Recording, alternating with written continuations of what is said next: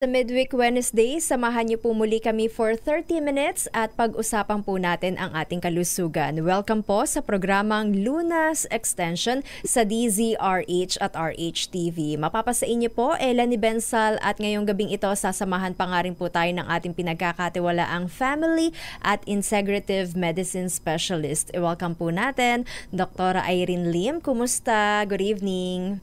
Hello, Eli. Good evening, and also to our listeners and televiewers. Magandang gabi po at sana po nasa magandang kalusugan po kayo lahat. Yes, sana nga naman po ay na-enjoy ng ating mga kababayan, Doc, ang isang araw na holiday break.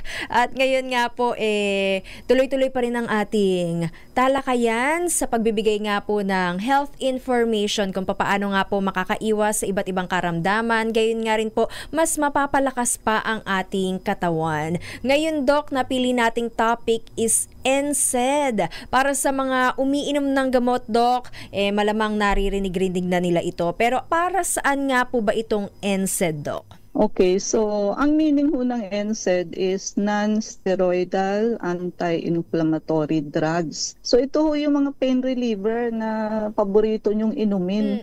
Kasi ho nabibili lang minsan kahit sa katabing tindahan mayroon Yes. no? Okay lang bang uminom ng pain reliever or hindi, no? Okay lang po pag paminsan-minsan as needed, but hindi ho kasi pwedeng araw-arawin.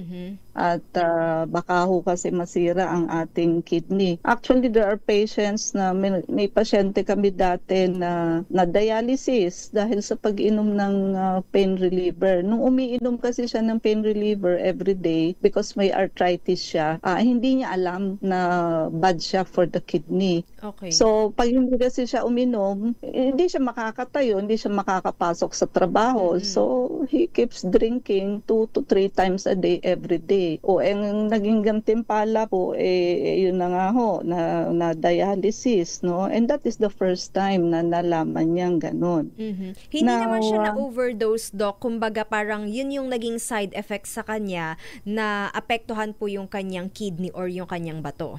Yes, no? Kung daily lang naman kasi hindi ka ma-overdose. Ma-overdose ka kung sa isang araw sobra-sobra yung ininom mo for that day. Alright. But kung everyday, sa tamang dose lang, hindi. Kaya lang may organs na tinatamaan. Ang mechanism of action nito, ini-inhibit niya yung cyclooxygenase or we call it COX, na may dalawang form, COX-1 and COX-2. Dati, non-selective yung mga NSAID natin. Ngayon ho kasi, because of GI complaint, nauulcer, humahapdi yung tiyan, meron na ho tayong nilabas ngayon na COX-2 inhibitor. So, ano ba yung COX-1? Yun ho yung in relation to stomach lining, nakakasupport ng kidney function and regulate platelet function, no? So, pag in-inhibit mo yan, ayun, magkakaroon ka ng gastric irritation, so magkakaroon ka ng side effects sa kidney and pati yung sa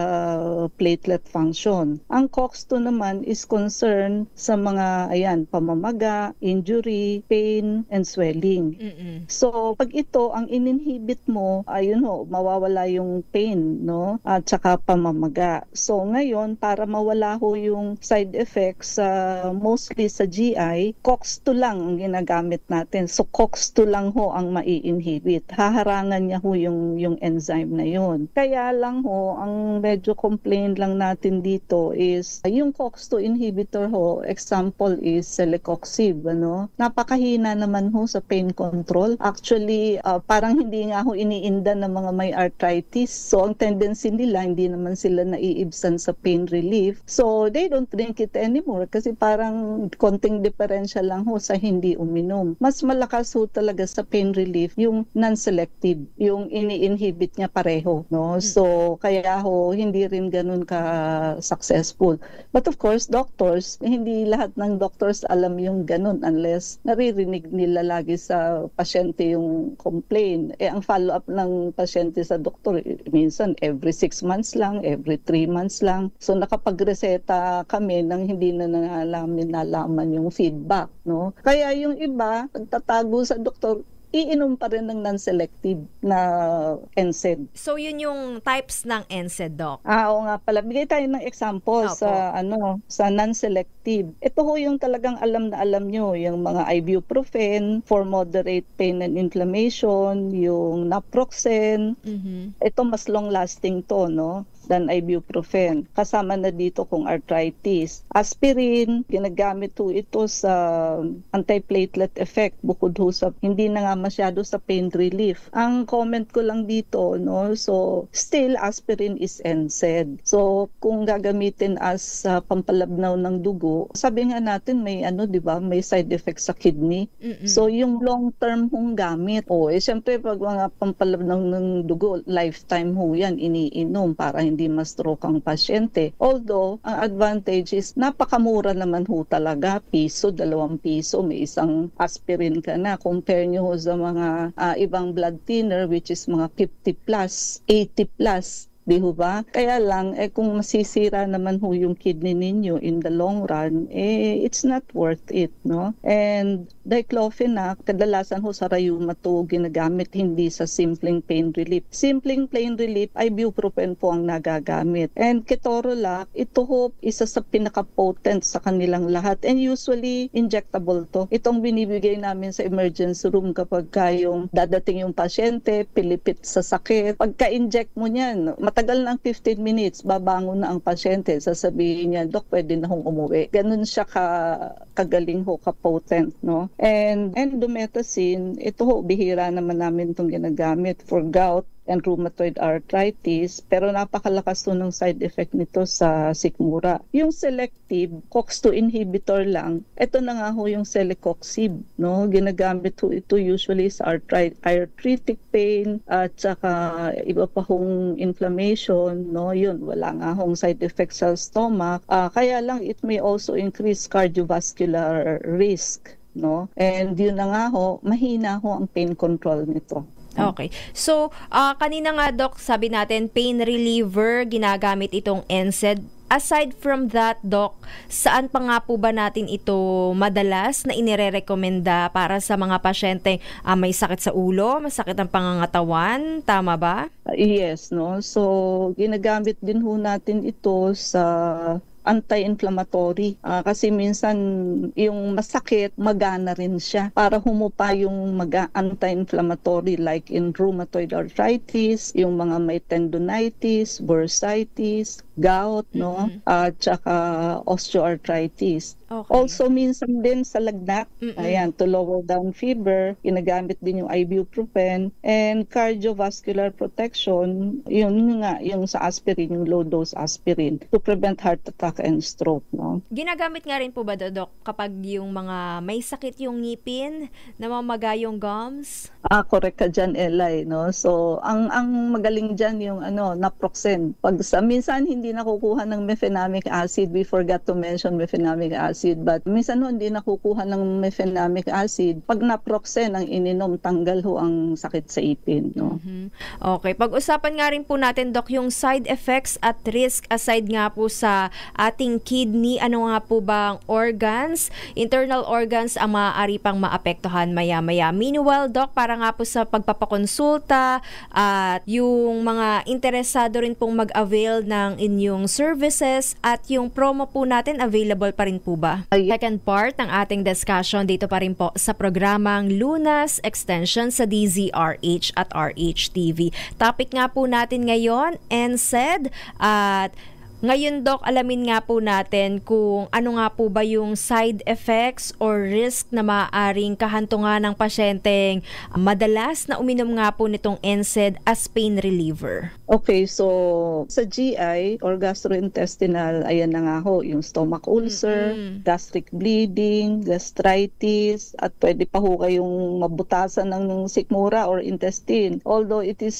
rare, pero serious po yun. So to prevent, mag-take ho ng NSAID with food. Huwag ho empty stomach. And kung maaari, gumamit ho kayo ng mga proton pump inhibitor, yung mga prazole ho to protect the stomach lining. And sa cardiovascular risk, nai-increase din ho ang risk ng heart attack and stroke, especially ho pag long-term yun ang ginagamit at halos araw-araw. At nakaka-worsen ho ito ng high blood, ang pag-inom ng NSAID. So, i-avoid nyo ho yung long-term use, especially sa mga tao hong may sakit sa puso. Hindi ho kayo pwedeng mag-NSAID madalas. At i-prefer nyo ang naproxen if traditional NSAID is necessary. But ayun ho, mas lower ho kasi ang side effect niya sa puso. At eto na ho, sa kidney, no? Talaga hong mag-acute kidney injury po kayo, no? So kaya hindi ho pwede ito sa long term tsaka araw-araw. Fluid retention and swelling, kakakos ho ng manas, no? Kadalasan ho may manas sa lower leg. And syempre ho, kung dati na kayong may CKD o sira ang kidney, magwa-worsen ho talaga ang creatinine ninyo, no? So stay hydrated and of course avoid NSAID sa mga tao hong may existing kidney disease.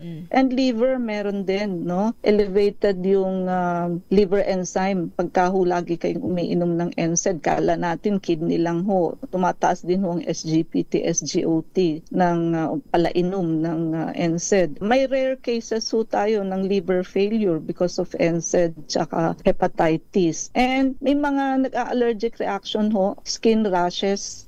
Usually, ang mga na-encounter ko na sa ibuprofen. Wala silang allergies sa ibang antibiotics but ibuprofen meron. So, hindi ho pwede kayong gumamit, no? Pwede rin mag-anaphylaxis, although rare naman ho yun, no? Meron din ho tayong tinatawag na aspirin exacerbated respiratory disease, no? Wherein yung NSAID ho, pag inom nyo, nakaka-trigger ho ng asthma attack. So, although medyo rare din ho ito, but just in case, for your information, meron hong ganito. Okay. So, parang nga, Doc, sa mga may tinitake na maintenance medicine, like for example, diabetic sila, or may hypertension, at the same time, nakaramdam nga po ng pananakit or inflammation, may contraindication ba kung sasabayan ng NSAID? Of course, yes, no? So, yung may mga history ho ng stomach ulcer or bleeding peptic ulcer, hindi ho pwede talaga, no? Basta may GI complaint ho kayo, it's a no, no? And yung mga may sakit sa puso and high risk for stroke and heart attack, no? Precocious and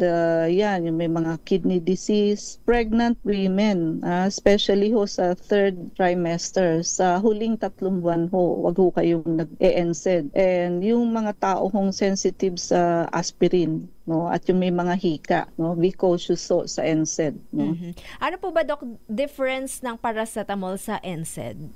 Okay. Ang NSAID kasi nakaka-reduce ng inflammation and pain, but mas marami hong side effect like GI, di ba, kidney and cardiovascular. Ang paracetamol, or we also call it acetaminophen, hindi ho siya NSAID, no. Mas safe ho siya sa stomach at sa kidney, pero hindi ho gaanong malakas ang anti-inflammatory effect niya. So, iba ho yung inflammation, iba ho yung pain. Ang paracetamol is more on pain relief and fever. Ayan. So, pag lagnat ho, paracetamol kayo. Mas mahina ho ang NSAID. Pag pain, pareho lang ho silang okay. Pero swelling, sa NSAID po kayo, no? How about yung kung sino po yung mas safe na mag-take ng mga NSAID, Doc? Special precaution ho sa mga buntis, no? Third trimester. Pwede ho kasi magkaroon ng premature closure yung ductus arteriosus ng baby. Mahirapan mga anak? Hindi.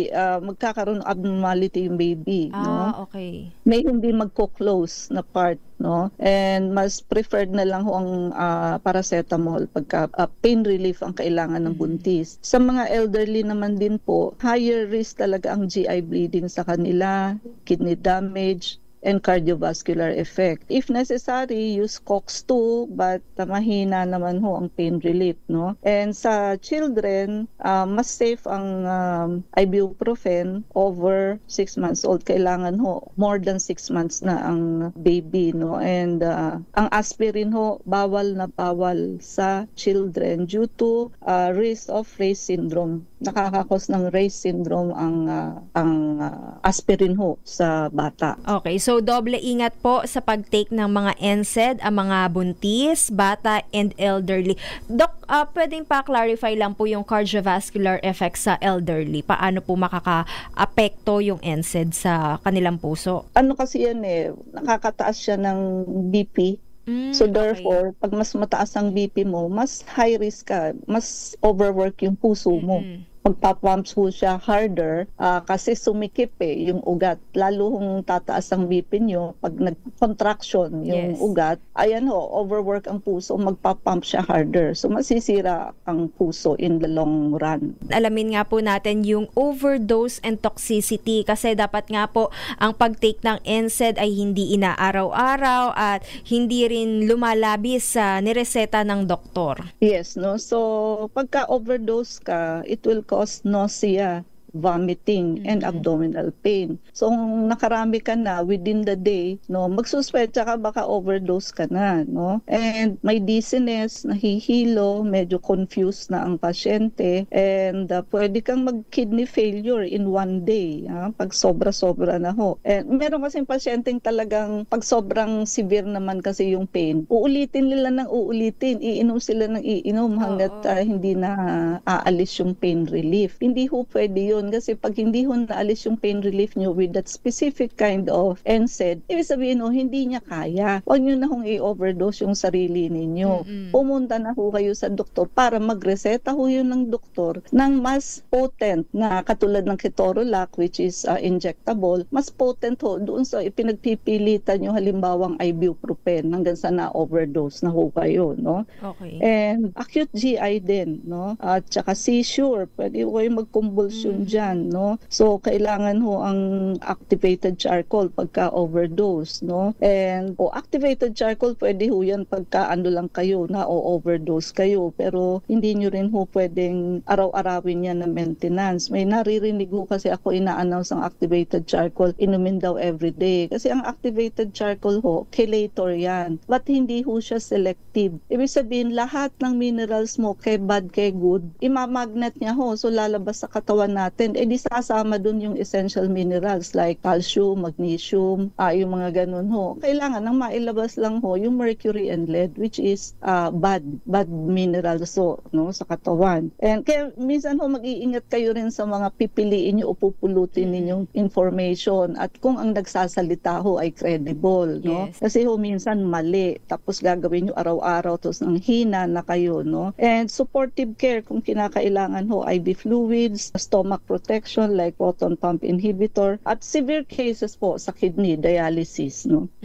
But eto bang NSAID, Doc, over the counter o kailangan pa rin talaga ng reseta? Actually pwede naman, no, kahit walang reseta, no. So but of course mas maganda ho kung yung mga lang ibuprofen pero yung mga matataas na ring klase ng pain reliever like yung mga ketorolac and others, hihingian na ho kayo ng prescription yan, no? Okay. Are there any future development regarding NSAID, Doc?